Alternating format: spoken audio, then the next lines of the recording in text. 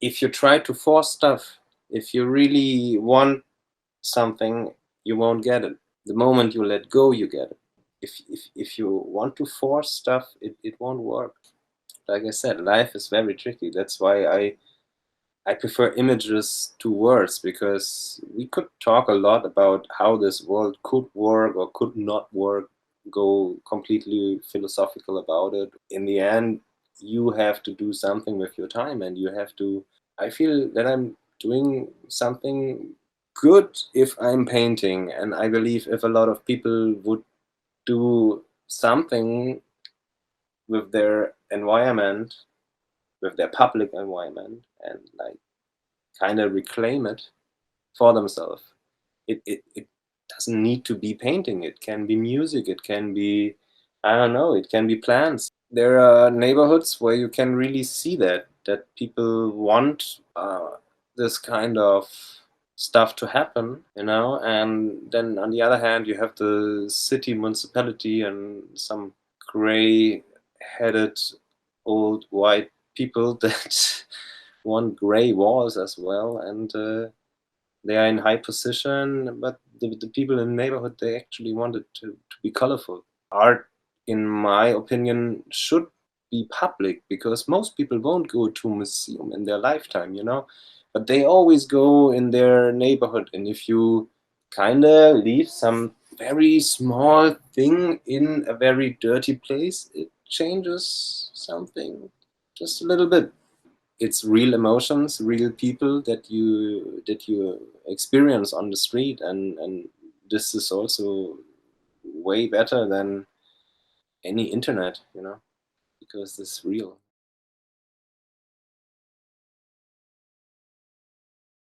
I mean, for me, it's like if I can't work, I just can't work. But I always work. I'm kind of a workaholic, so I have like 10 or 12 different projects, but I'm not working straight on one project.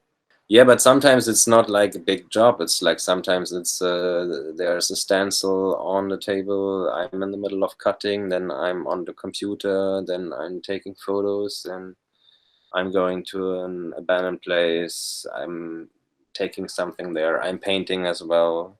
Then there's a small event, then there's a small show, and so on. And already you have like 10 or 12 things going on, but it's not like if there's a huge project, I always have to like compromise.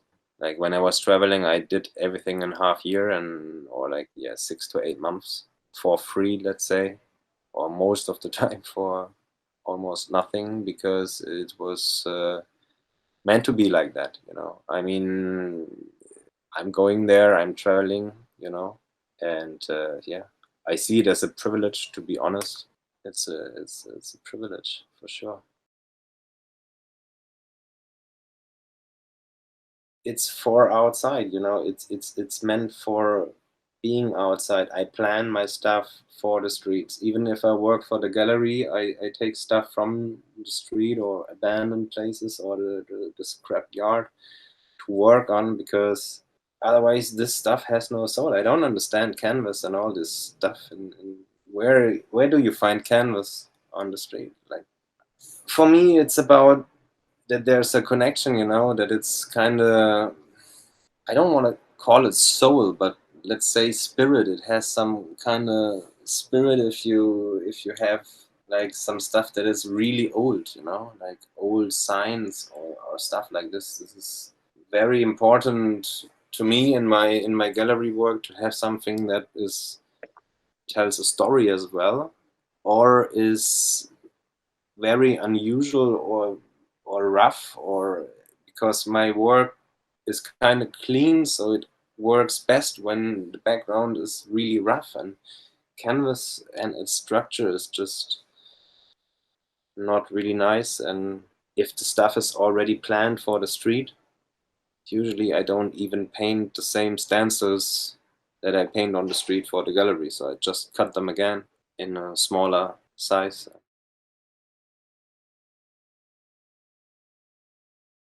As I said, I'm looking for places that nobody really cares about, and if I paint those places, I guess it's in a way okay because nobody really cares about these places anyway, and then people might start going to these places and experience those places, and they might even find the beauty in these places, and that's what I'm actually aiming for. So eh, for me it's not a matter of inner city or abandoned. I just do both.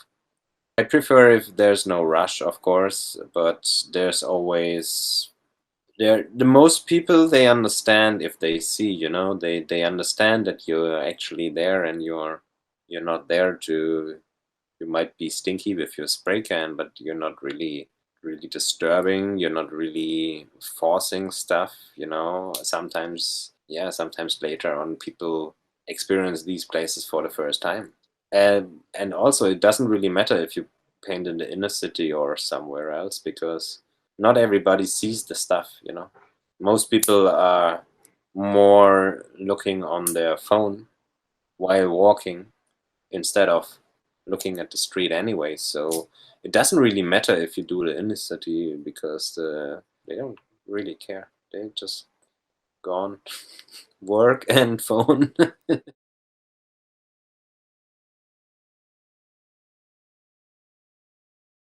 It's a wide spectrum of emotions, but maybe love is a good start. I mean, most people experience it, and some people are fed up, some people are happy with it, some people can't really explain it. In the end, what I want is that people kind of experience an emotion when they experience the art. And if they do so, I'm happy. It's just a conversation, It's like I'm putting an image that gives me an emotion, and I'm just checking if other viewers have emotions too. And if they have, then yeah, it might be the opposite of what I intended. So it's better to not intend anything. If it's emotional, even if it's somebody who destroys it, and it's an emotional act. I can't really be angry. I Of course I'm sad, but I'm not really angry. I mean, it's part of me. Of course I'm sad, but I can't be angry. I'm always curious to see what other people feel or see about it. I mean, sometimes it's very simple, but sometimes it's kind of really deep stuff that comes back. Also, of course, it's impossible to go everywhere a second time, but it makes the circle complete. Like, of course, I'm sad if people destroy it, but in a way, if they are that aggressive and they need this aggression to happen in this very moment, and this is not my intention at all, I have to be okay with it. And when I was younger, I went nuts. I was really angry, but now I'm just like, yeah, yeah, whatever. You know, I really don't care because I put it there. And maybe sometimes it's the reason that people steal it, destroy it, try to make money out of it, or some other bullshit, because they give this kind of meaning into this, but it's not what I intended, and it's not what I wanted. I wanted it for everybody, not for one person, even. I think that's the main thing that annoys me, that somebody is like, yeah, now I'm doing something. Imagine everybody would go to a gallery and like write what they actually think about these artworks. Most people actually looking for money and fame and success and all these kind of stuff right now, and probably will do for a longer period of time that I'm alive. The idea to freeze emotions in an image, in a way, just for a moment, and then it's temporary in the open space, and it's gone, because everything on this planet will be gone once, as a, sooner or later everything will be gone. It's just like that. But the human is so stupid and thinks that they will live forever or whatever, but they don't.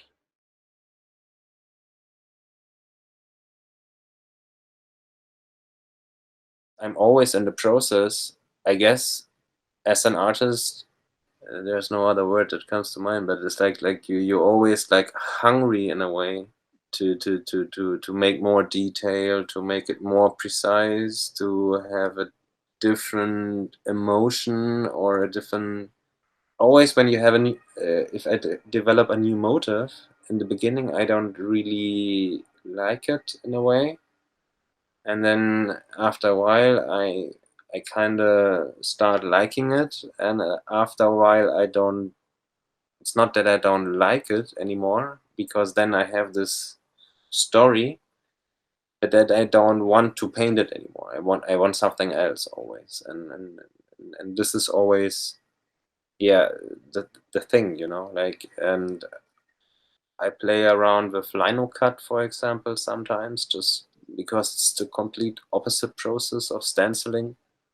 I like to work with wood, and I started to play with rust and to create rust effects and rusty backgrounds. So I'm always searching for new stuff where I can work on, besides the stencil focus. I have a small garden, and I can, like, have a lot of material laying around, and yeah, just let the rain do the job and put some tags on it, or ask some friends to put some tags, and just see what happens. Put some salt water or oxidation stopper, and stuff that starts oxidation, so it makes rust really start. You can do this with a lot of materials, also copper, for example.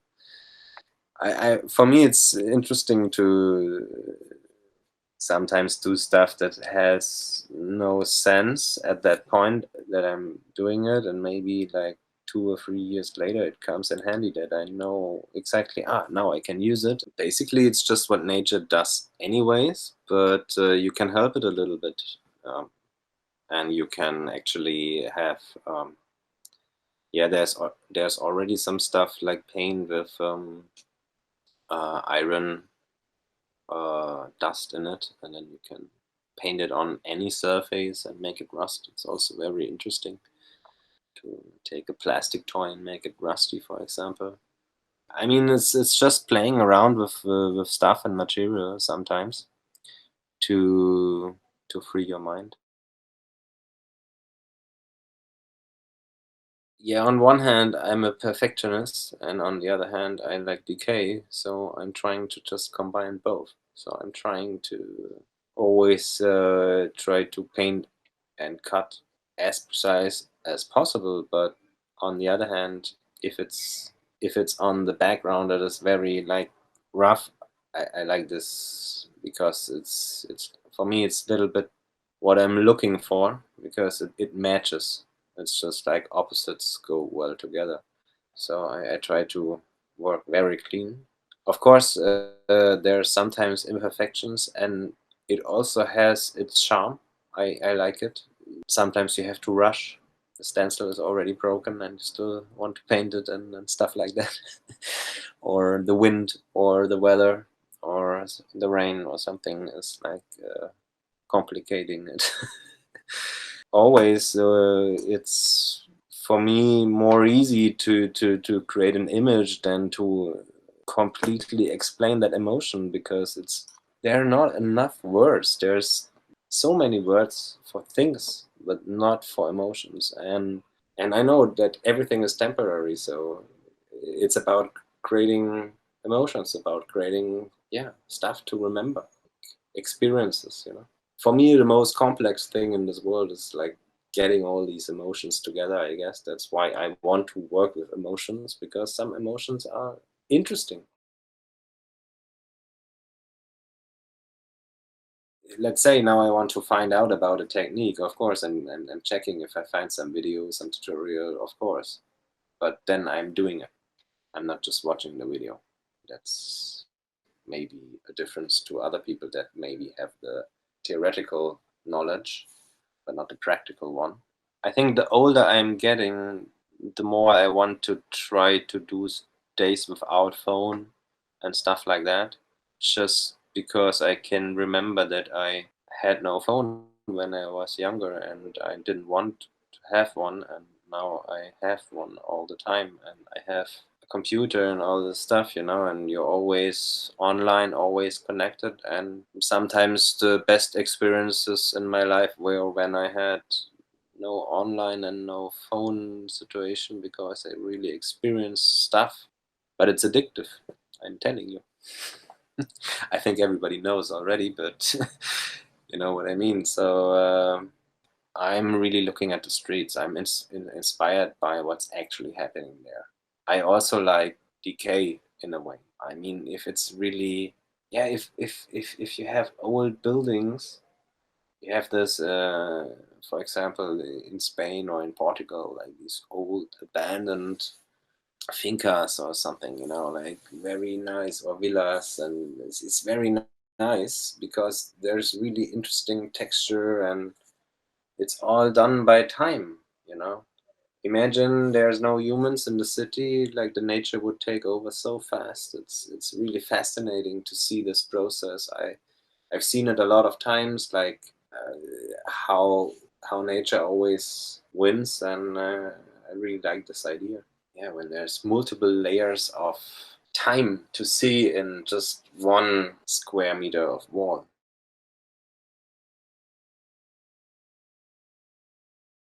The only thing I know is that people want change. They always wanted change. History has shown that people were always unsatisfied, most of all in having any kind of rulers, because nobody needs rulers. Everybody wants to be independent in a way. Of course, you can't be fully independent on autark. It's impossible.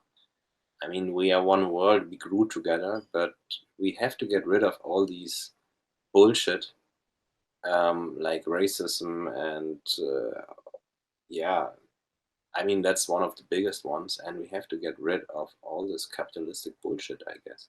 At the very same time, I have to earn money. I have to be part of that, because nobody is willing to live without money. It's impossible, you know.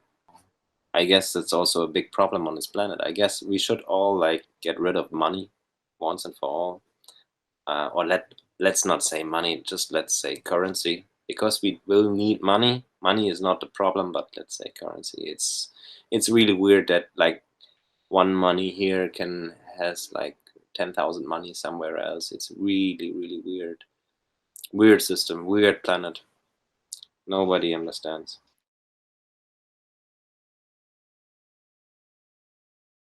I'm not really into this because I want to do art that you can experience analog. I don't see the need in this. Of course, there's always hypes, and there will always be hypes. There will always be pop culture. There will always be this kind of stuff. But at the very same time, when I was younger, I always didn't like was the mainstream radio music kind of thing. It annoyed me, you know. I needed more than that. I realized that very early. So I guess it's the same for me. Well, for humans, you're always searching for new stuff.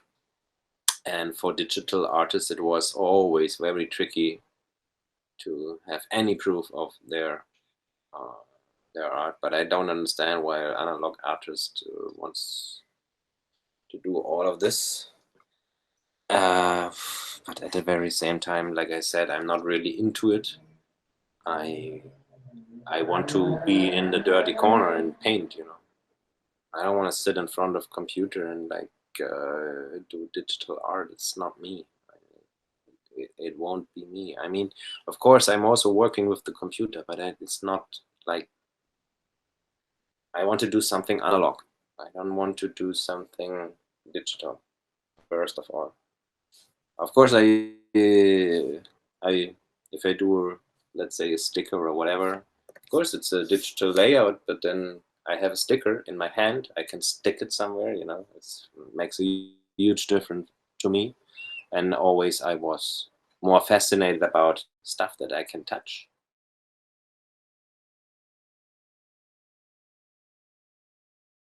I mean, we have to, as humans, we have to see that we all need the same stuff. First of all, we need water and air. And yeah, I also believe that we shouldn't treat animals and plants as we do on this planet.